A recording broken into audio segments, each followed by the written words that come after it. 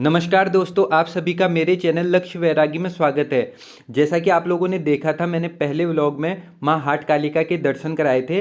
अब मेरे दूसरे व्लॉग में हम पाताल भुवनेश्वर जा रहे हैं। जब भी आप पाताल भुवनेश्वर के दर्शन करोगे, पहले माँ हाट कालिका के दर्शन करोगे, क्योंकि हमारे सनातन संस्कृति में देवी सर्वप्रथम पूजनीय है।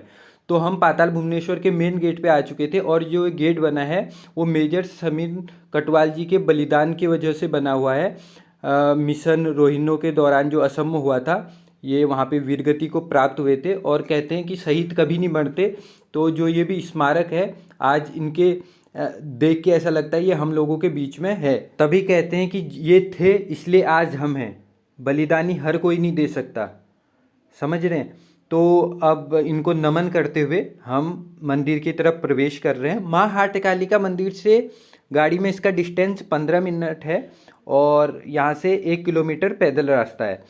तो अब आप लोगों को बता दूँ, जो नॉन पहाड़ी हैं, पाताल भुवनेश्वर उत्तराखंड के पिथौरागढ़ डिस्ट्रिक्ट में पड़ता है। तो दोस्तों, अब आप मेरे साथ इस सफ़र की यात्रा करोगे और जो ये दर्शन है, कहते हैं कि पाताल भुवनेश्वर के दर्शन करके चारों धाम की यात्रा का फल मिल जाता है। तो आप ज़रूर यहाँ पे आना और अब मेरी यात्रा को आप देखते रहना, पर जो मैं बताऊंगा उस कथा को सुनना, क्योंकि कहते हैं ना, अच्छी चीज़ें सुनने से ही मन को बहुत संतुष्टि मिलती है। और जब हम अपनी सनातन संस्कृति और देवों की शक्तियों के बारे में जानते हैं तो हमें उसका फल भी मिलता है। तो ये देखो कितना प्यारी जगह है। यहाँ बहुत ठंड होती है, बर्फ़ भी गिरती है, देवदारू के वृक्ष हैं चारों तरफ घिरा हुआ है। तो अब मैं यात्रा शुरू कर रहा हूँ और उसके साथ साथ ये कथा भी शुरू कर रहा हूँ। तो दोस्तों, जो पाताल भुवनेश्वर है, ये सतयुग से जुड़ा हुआ है और जब समुद्र मंथन हुआ था तो उस समय इस मंदिर को किसी मानव ने नहीं देखा था और यहाँ पे भगवान शिव स्वयं विराजमान हुए थे और उनके दर्शन करने के लिए 33 कोटि देवी देवता आते थे। तो इस मंदिर को जो सर्वप्रथम देखा गया वो त्रेता युग में राजा ऋतुपर्णवा द्वारा देखा गया। वो अयोध्या के राजा थे उस समय और सूर्यवंशी। वो किसी हिरण का पीछा करते हुए यहाँ पे आए थे, तो वो उस गुफा में चले गया था। तब उन्होंने साक्षात उनके दर्शन किए और ये फल उन्हें प्राप्त हुआ। आज हम उनका नाम ले रहे हैं, समझ रहे हैं।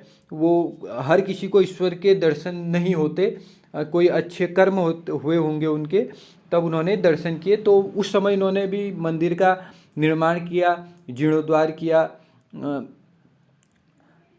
उसके बाद जो त्रेता युग बीतने के बाद द्वापर युग में पांडव जब वनवास आए तो वो इस गुफा में आए, क्योंकि गुफाओं में ही उस समय रहते थे। तो उन्होंने उस समय इस गुफा को देखा और यहाँ पे पूजा अर्चना की। फिर उसके बाद कलयुग में इस मंदिर का सर्वप्रथम जो एहसास हुआ या दिव्य शक्ति का एहसास हुआ, वो आदि गुरु शंकराचार्य जी को हुआ, जिन्होंने केदारनाथ जी का भी जीर्णोद्धार किया था। तो वही कहते हैं ना, ईश्वर हर किसी की भक्ति से प्रसन्न नहीं होते या हर किसी को वो फल नहीं मिलता। तो वो तो आज के इस युग के बहुत महान ऋषि थे। तो दोस्तों, अभी हम ये चल रहे हैं, भीड़ बहुत ज़्यादा हो गई है तो मैं ना कैमरा थोड़ा चेक ऑन कर दिया, बट आप कहानी पे ध्यान देना। तो अब हम मंदिर में प्रवेश करने वाले ही हैं। ये दोस्त भी आ चुके हैं हमारे। तो दोस्तों, जो ये पाताल भुवनेश्वर है, ये मतलब हम पाताल लोक में प्रवेश कर रहे हैं, समझ रहे हैं। ये बहुत बड़ी पहाड़ी है, उसके अंदर ये मंदिर है।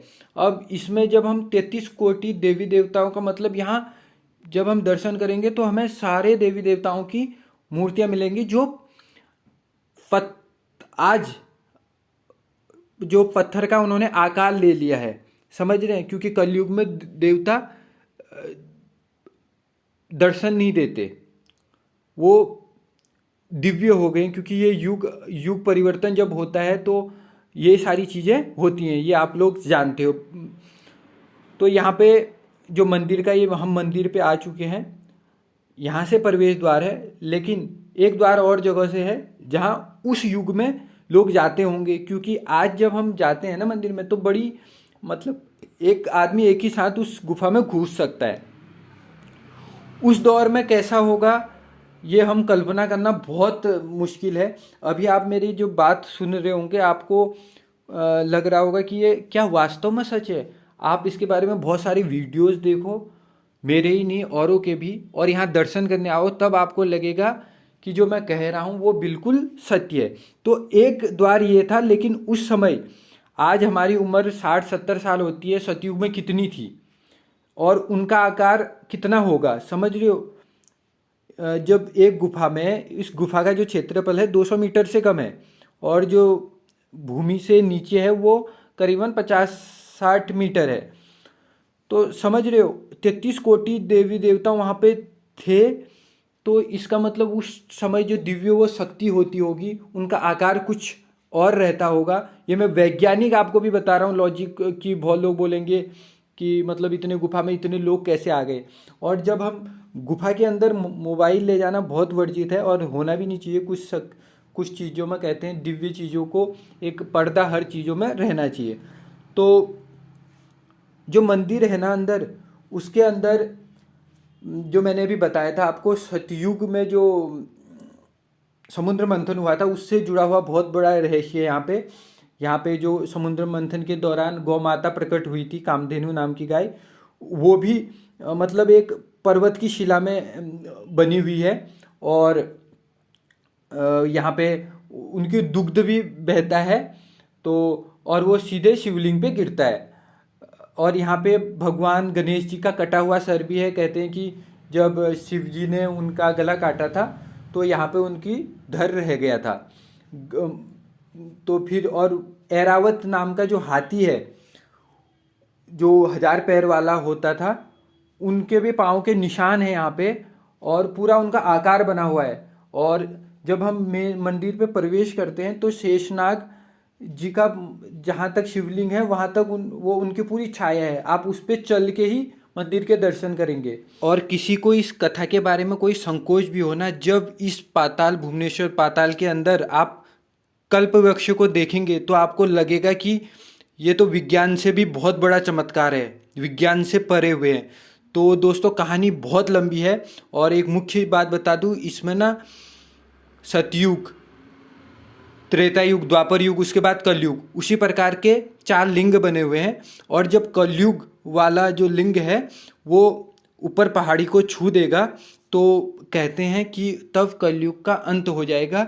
और जैसा कि विज्ञान भी बताता है या हमारे सनातन बताता है कि अभी 4 लाख वर्ष इतने अभी बाकी है, अभी प्रथम चरण चल रहा है। तो उस मतलब पत्थर अपने आप बढ़ रहा है, लिंग अपने आप बढ़ रहा है, समझ रहे हैं। तो दोस्तों इसके बारे में बहुत ये दिव्य है, आप जरूर आना इस मंदिर पे। और आपको मेरे से अच्छा कुछ इसके बारे में पता हो जिसने दर्शन किए हैं तो ज़रूर कमेंट में बताना।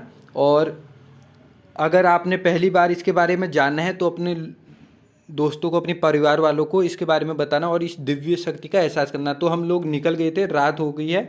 तो वीडियो कैसा अच्छा लगे तो इस लाइक और शेयर ज़रूर करना। और ऐसी खूबसूरत वीडियोस के लिए मेरे चैनल को सब्सक्राइब करना है। और ये जो आपको दिख रहा है ना रात का व्यू, बागेश्वर है, ये भी शिव की नगरी है। तो अभी हम निकल चुके हैं वहाँ से, रात हो गई थी हमें, क्योंकि मंदिर के अंदर ही 2-3 घंटे लग जाते हैं। जो पाताल के अंदर आप जा रहे हो, बहुत दिव्य है, बहुत दिव्य है, बहुत दिव्य है। तो सनातन संस्कृति की हमारी इस खूबसूरती को आगे बढ़ाइए। धन्यवाद।